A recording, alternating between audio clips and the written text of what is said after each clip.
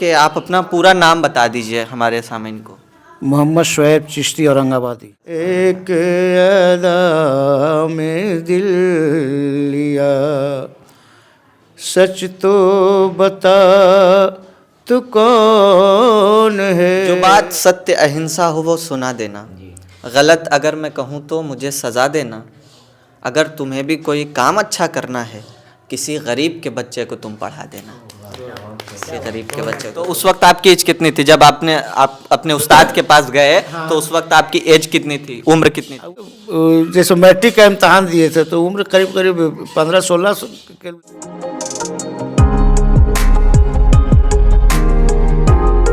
Hello दोस्तों, तो welcome back to my blog. कैसे हैं आप सब? आशा करता हूँ, उम्मीद करता हूँ कि आप सब बहुत अच्छे होंगे। आज हम मखदूम खान शाह रहमतुल्लाह अलैह के दरगाह पे आए। तो आज कव्वाली था, तो हमने सोचा कि जब कव्वाली है तो कव्वाल साहब से मुलाकात कर लें और कव्वाल साहब से कुछ बातें करें। तो हमारे साथ हमारे कव्वाल साहब बैठे हुए हैं। बहुत बहुत इनका शुक्रगुज़ार हूँ, इनका वेलकम करता हूँ अपने चैनल पे। तो मैं अभी बात करूँगा कव्वाल साहब से। कव्वाल साहब सलामुन अलैकुम। वालेकुम अस्सलाम वरहमतुल्लाहि वबरकातुहू।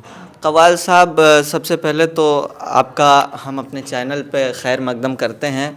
और पहले तो हम पूछना चाहेंगे कि आप अपना पूरा नाम बता दीजिए हमारे सामीन को।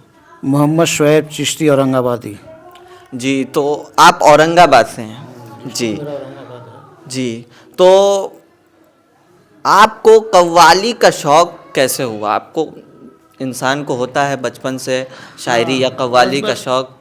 कव्वाली का ये किसी चीज़ का भी है ना, शौक़ एक गॉड गिफ्ट होता है। जी। बचपन से ही वो अपना कुछ ना कुछ रंग दिखलाने लगता है कि वो लड़का किस लाइन में जाना चाहता है। तो उसी तरह से हमारा भी है, बचपन से ही गाने बजाने का बहुत शौक़ था। जी। और बतौर ख़ास कव्वाली से बहुत ज़्यादा लगाव था।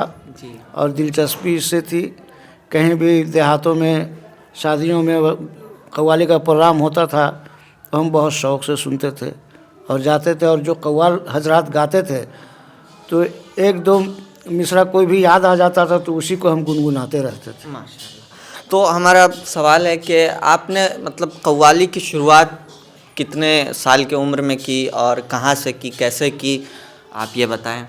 कव्वाली की शुरुआत तो अपने स्टूडेंट लाइफ में ही, जी। जिस वक्त हम 8-9 क्लास में जिस वक्त थे, 7वां 8वां 9 में, जी। जी। तो उसी वक्त से कव्वाली का शौक़ था। तो थोड़ा बहुत गाना बजाना करते थे। लेकिन 1975 में, जी 1975 में 1975 में यूँ 2-4 प्रोग्राम अपना जहाँ तहाँ दोस्तों में शादी ब्याह का मौका हुआ तो 2-4 घंटे का प्रोग्राम देना शुरू किए। उसके बाद अभी आपकी उम्र क्या है? उम्र तो करीब करीब 60-65 के लगभग है। माशाल्लाह। जी। तो 1976 में हम मैट्रिक का एग्ज़ाम दिए रांची से। जी। और उसके बाद वहाँ से हम कव्वाली, तो बहुत से लोग मशवरा दिए कि जब कव्वाली गाना बजाना है बेशक। किसी उस्ताद को पकड़िए, उससे सीखिए और कीजिए प्रोग्राम। तो आपके उस्ताद कौन हैं और उनका नाम बता दीजिए। मेरे उस्ताद मरहूम सलीम चिश्ती कव्वाल, कलकत्ता। अच्छा, वो कलकत्ता के रहने वाले हैं? हाँ, वो अभी इस दुनिया में नहीं है। जी। उनका विसाल हो चुका है बहुत दिनों पहले। जी। उनकी ये कव्वाली बहुत ही मशहूर हो गई थी। जी। लो मुबारक तुम्हें शहर अपना, हम तो मेहमान थे 4 दिन में, दिन के, जो पगली नज़्म पगली से मशहूर थी। जी। तो 1976 में मैट्रिक एग्ज़ाम देने के बाद हम अपने उस्ताद के पास चले गए कलकत्ता। और उन्हीं के पास बहुत 5-6 साल तक के साथ में रहे।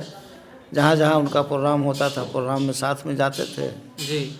और जा कर के उनकी संगत में रह कर के जो कुछ हुआ, जो हासिल किए और जो आज इस मकाम पे हैं कि छोटा मोटा जहाँ कहीं लोग बुलाते हैं जी तो प्रोग्राम में चले जाते हैं, प्रोग्राम कर लेते हैं। तो आपका पहला जो स्टेज था वो कहाँ था और कैसा रहा, उसका वाकया बता दीजिए। हाँ, तो पहला स्टेज तो देखिए हमने तो कहा ना कि जिस वक्त स्टूडेंट लाइफ में थे, पढ़ाई का दौर चल रहा था, जी तो शादियों में दो चार जगह जा करके किए थे, तो वो तो याद भी नहीं है कि कौन कौन सा गांव था। गांव से बारात उरात गई थी तो उसी में हम, लेकिन पहली बार नहीं, इंसान जो है पहला हादसा या पहला जो अपना सक्सेस का वो होता है वो इंसान भूलता नहीं है। नहीं, तो वो पहला प्रोग्राम हम शादी में, हमारे गांव से एक बारात गई थी, जी तो उस वक्त हम गाने बजाने का जो तौर तरीक़ा है उससे बिल्कुल अलग थे। जी जानकारी नहीं थी कि गाना बजाना क्या होता है, बस यूं ही गाया करते थे। अच्छा तो तो गांव से जो बारात गई तो उसमें लोग हमको ले गए और एक कव्वाल को ठीक किए थे। जी लोग एक कव्वाल को बुक करके ले गए और मुकाबले की कव्वाली पहले होती थी, जी जी तो उसी में हमको भी ले गए, उन्हीं के मुकाबले में बैठा दिए। हाँ, एक कव्वाल अजीम भारती कव्वाल थे रफ़ीगंज के, जी जो औरंगाबाद डिस्ट्रिक्ट में ही रफ़ीगंज है। क्या नाम था उनका? अजीम भारती। अजीम भारती जी। तो उनसे आपका मुकाबला शुरू हुआ? हाँ, वहीं से शुरू हुआ। तो वही जो, अरे हम तो कुछ जानते ही नहीं थे इसके, जैसे गाने बजाने के लाइन से बिल्कुल जानकारी नहीं थी कि गाना बजाना होता है, बस यूं ही गाते थे। तो उस वक्त आपकी उम्र कितने साल की थी? तकरीबन कितने साल के थे आप? 14-15 साल की उम्र होगी। और माशाल्लाह 14-15 साल की उम्र से आप जो है इसमें दिलचस्पी रख रहे हैं और स्टेज आपने किया 14-15। हाँ, इब्तदाई दौर वही शादी में जो है आपने कहा कि शादी में, तो शादियों में तो गाना बजाना वाला होता होगा। हाँ, तो वही गाना बजाना, जैसे हम लोग अपने दोस्तों में जो थे उन्हीं लोगों में से जो साथ साथ हम लोग गांव में गाना बजाना करते थे, वही लोग अपना गए और प्रोग्राम किए। जी अच्छा माशाल्लाह। तो मतलब आपका जो पहला शो हुआ वो अच्छा हुआ या फिर नॉर्मल हुआ, कैसा रहा? तो उस वक्त तो ऐसा था कि शुरुआत इब्तदाई दौर था, सही। लोग वाहवाही कर दिए कि वाह वाह बहुत अच्छे बहुत अच्छे। हाँ। लेकिन तो हम तो जानते नहीं थे कुछ ना।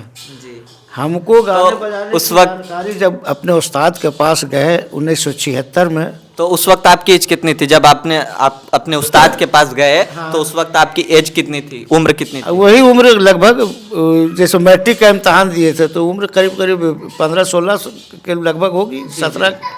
17-18 हाँ, मान लीजिए। 18 नहीं हुआ, बस 15-16 के। मैट्रिक का एग्ज़ाम देना तो उसकी उम्र आप अंदाज़ा लगा लीजिए। तो मैट्रिक तक आप पढ़े हैं? हाँ, तो मैट्रिक का एग्ज़ाम देने के बाद हम रांची में ही रहते थे। जी रांची से तो हम कलकत्ता चले गए। जी। एक हमारे दोस्त खास थे, मरहूम शमीम साहब। मरहूम शमीम साहब। हाँ, शमीम साहब तो हमारे गांव के ही रहने वाले थे। जी तो वो हारमोनियम बेंजो सब बजाया करते थे। हाँ। तो उन्हीं का साथ रहा और उन्हीं की वजह से ज़्यादा ज़ौक़ व शौक़ इसमें हुआ।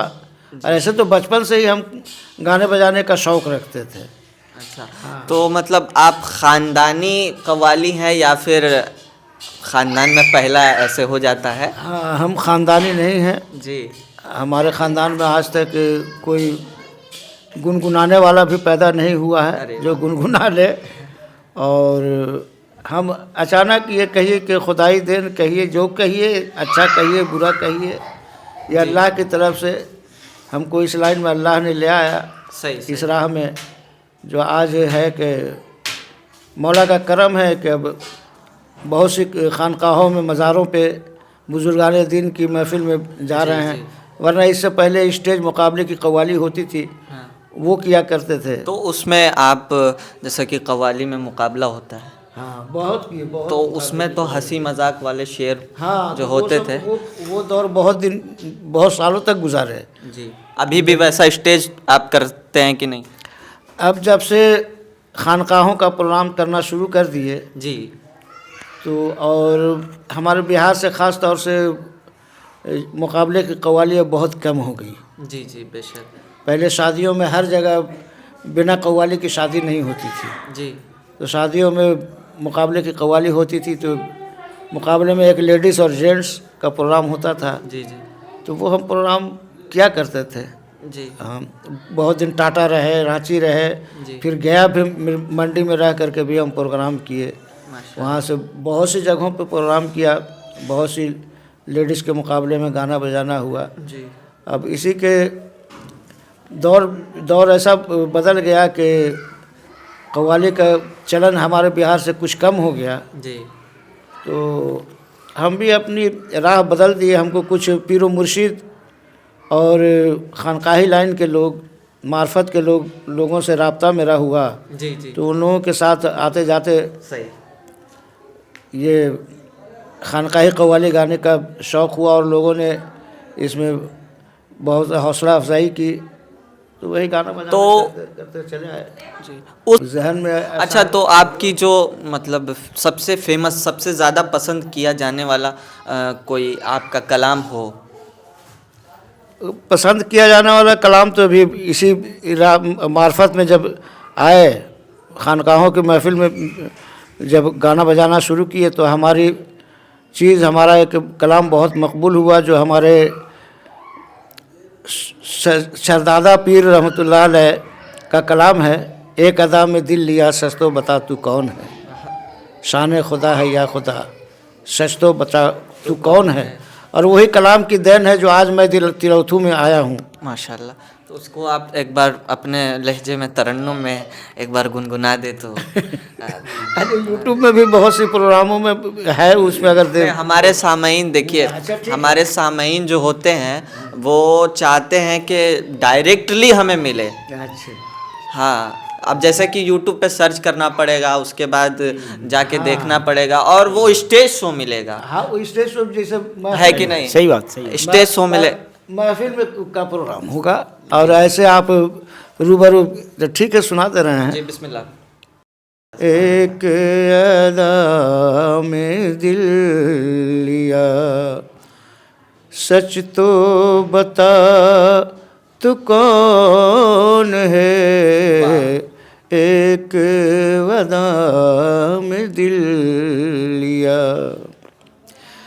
एक अदा में दिल लिया, वाह, सच तो बता तू कौन है, मुर्शिद सच तो बता तू कौन है, शान खुदा है या खुदा, या मेरे मुर्शिद, शान खुदा है या खुदा, सच तो बता तू कौन है, शान खुदा है या खुदा, सच तो बता तू कौन है। माशाल्लाह, आपने ये जो शेर सुनाया बहुत कमाल का शेर था। तो आपके ये जो साथी हैं, इन लोग से मैं नाम पूछ लूँ, आपका नाम क्या है? हमारा नाम हीरालाल प्रसाद हुआ, जो सासाराम क्षेत्र के हम निवासी हैं। जी, आप मतलब हिंदू? जी, हम हिंदू से हैं। अच्छा, माशाल्लाह, आपके साथ ऐसे भी भाईचारा लोग माशाल्लाह मौजूद हैं। आपका नाम? मुगल खां विक्रमगंज से। मुगल खां विक्रमगंज, माशाल्लाह। आपका नाम बताइए। मेरा नाम साबिर दास। साबिर दास। तो माशाल्लाह, आपके साथ जो है, ये जो है पूरा भारत आपके साथ चलता है, कह सकते हैं। तो आप ये बताइए, आपकी जो शायरी होती है वो किसका कलाम आप पढ़ते हैं? एक होता है ना कव्वाल की मखसूस, इस शायर का हम कलाम पढ़ेंगे, इस शायर का कलाम पढ़ेंगे, ऐसा? तो अभी जब से हम महफिल समा का प्रोग्राम कर रहे हैं जी, तो एक अपना मिजाज है कि हम जो भी कलाम पढ़ते हैं, बुजुर्गान दीन का लिखा हुआ कलाम जो होता है वही पढ़ते हैं।